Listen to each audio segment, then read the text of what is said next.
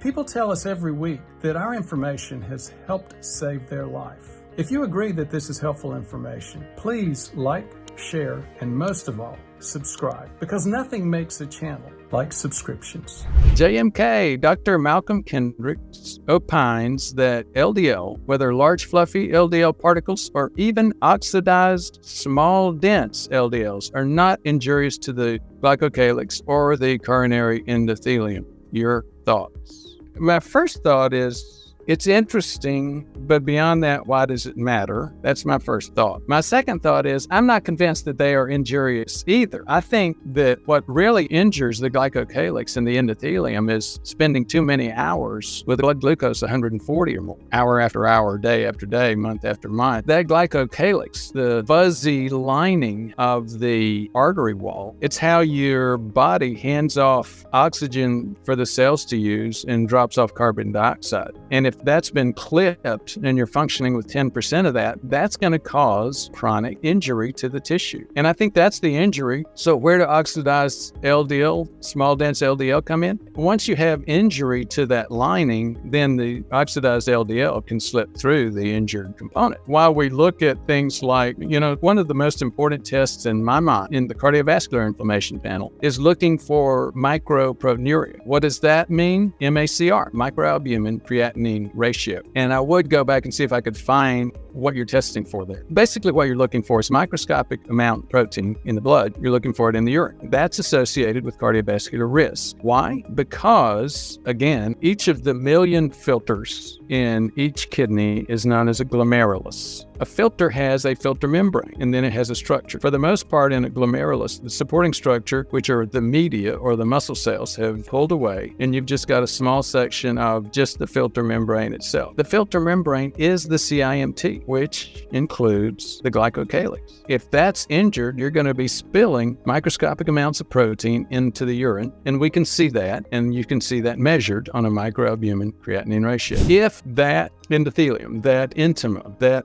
filter membrane is spilling protein, and it's likely to be spilling small dense LDL. And once you spill small dense LDL, it's sort of a one-way trip. It gets stuck in between the intima, the endothelium, and the media, and it doesn't go away. That small dense LDL, that may be a marker, not the injurious agent itself. When it piles up between the intima and media, that's what we're looking at on Cimt we were talking about earlier. Cimt is carotid intima media thickness test. So you're measuring the amount of small dense LDL that has filtered through injured intima and gotten stuck between the intima and media. And I hope that helps. Some of these things hopefully start to connect the dots.